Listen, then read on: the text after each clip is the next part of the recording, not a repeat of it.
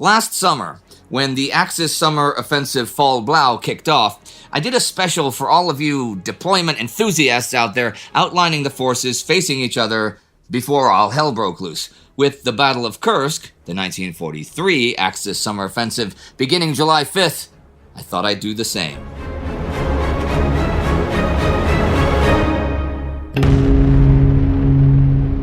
And now, a word from our sponsor. That's right. 9 out of 10 doctors recommend joining the Time Ghost Army. Be an angel and come and help. I'm Indy Neidell. This is a World War II deployment special episode.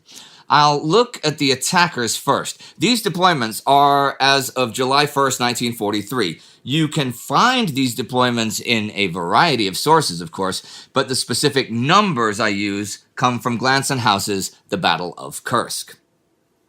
The Axis have 5 armies over 2 separate battlefronts, one to the north of the Kursk salient and the other at the south.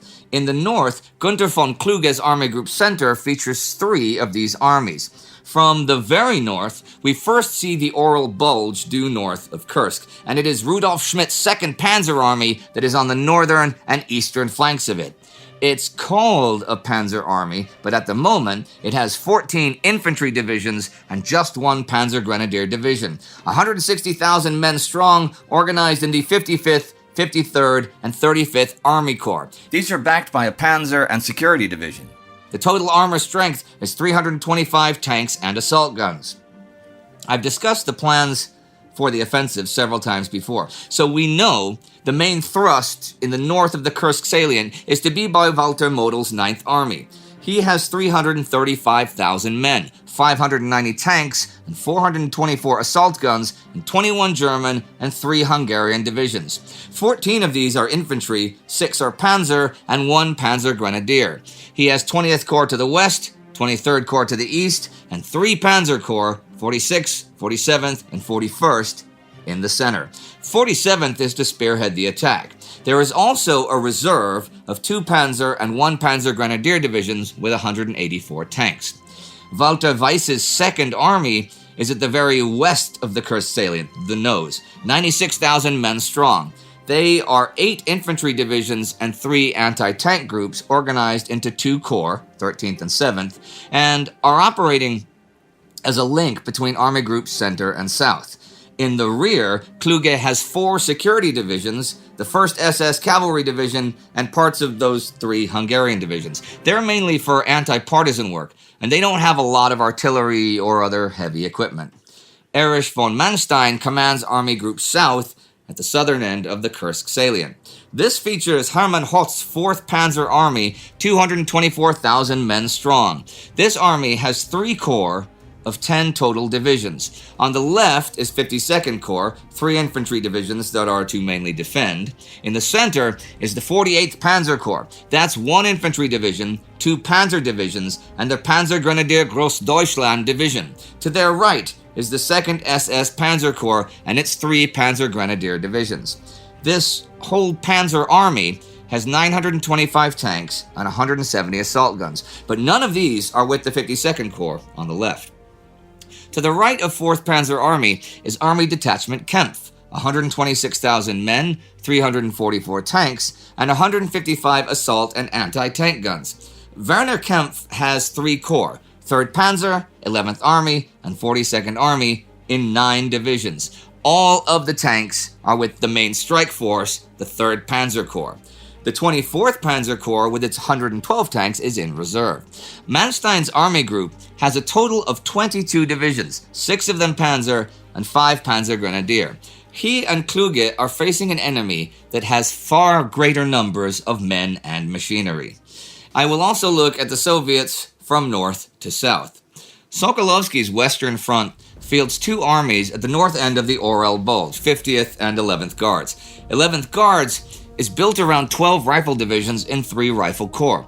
They are backed by 4 tank brigades and 2 tank regiments, in addition to artillery and other support units. 50th Army to their right is much smaller, 7 rifle divisions and a tank brigade, but altogether the front has 211,458 men, 745 tanks and self-propelled guns, 4,285 artillery pieces, including mortars, and 144 rocket launchers. Next is Marky and Popov's Bryansk Front, the 3rd, 61st, and 63rd Armies. The 61st is on the right, 8 rifle divisions and support. The 63rd is next with 7 rifle divisions. The 3rd is at the nose of the Ural salient, 6 rifle divisions and artillery and armor support. Note, there are a wide variety of support units for all of the Soviet armies along the whole Eastern Front.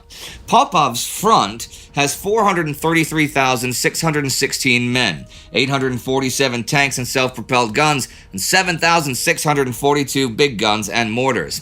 Opposite Model's 9th Army, at the north of the Kursk salient, is Konstantin Rokossovsky's Central Front. He has 3 rifle armies, 70th, 13th, and 48th. The 13th in the center here is 12 rifle divisions in 4 corps, backed by a tank brigade, 5 tank regiments, and an artillery corps. The 70th, 8 rifle divisions and 3 tank regiments, is to the left, and the 48th to the right, with its 7 rifle divisions, 6 tank and self-propelled gun regiments, and support. There are 2 other rifle armies in Central Front, 60th and 65th, facing German 2nd Army, who, again, are to play defense, and the 2nd Tank Army.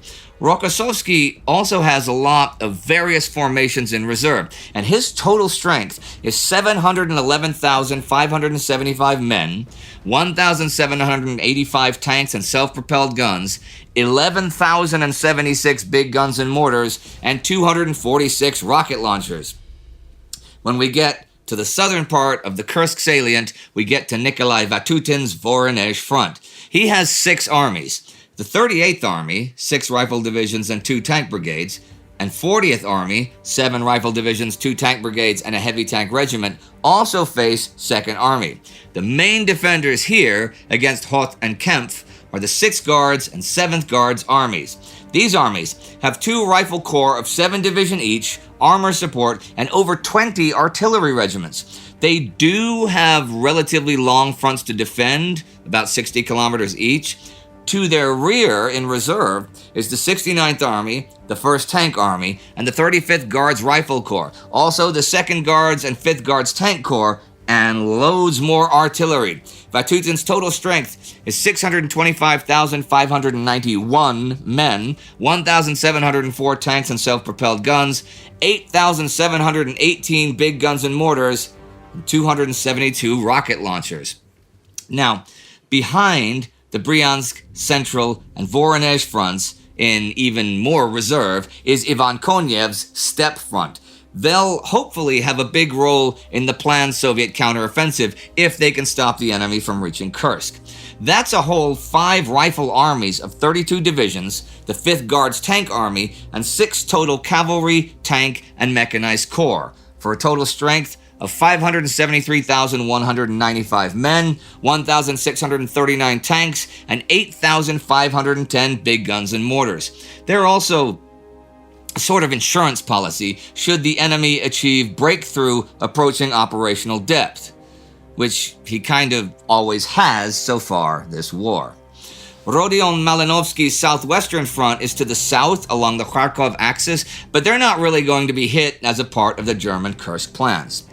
Just the Soviet Central, Voronezh, and Steppe fronts in the Kursk salient together have 1,910,361 men, 5,128 tanks and self-propelled guns, and 28,304 big guns and mortars.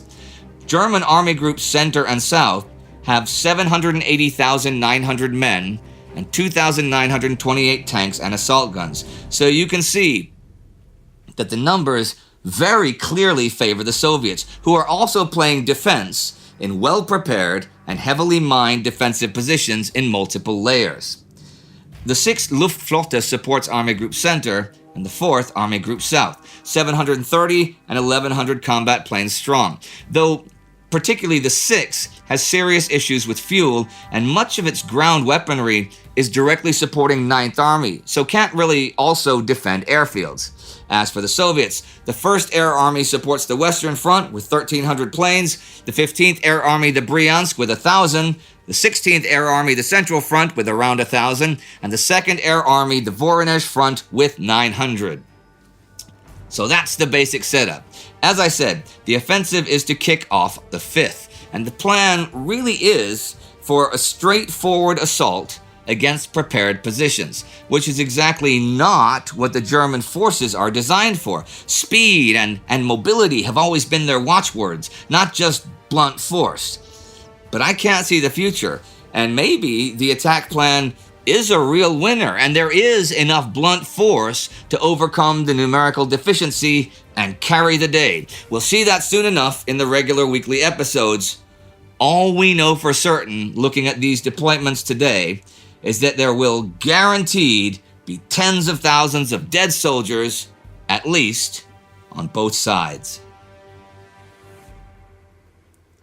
If you missed the deployment special for the beginning of Fall Blau, you can check that out right here. And if you want more such specials where we can get a little bit nerdy with the details of the war, join the Time Ghost Army at timeghost.tv or patreon.com, because the Army is what finances these things. See you next time.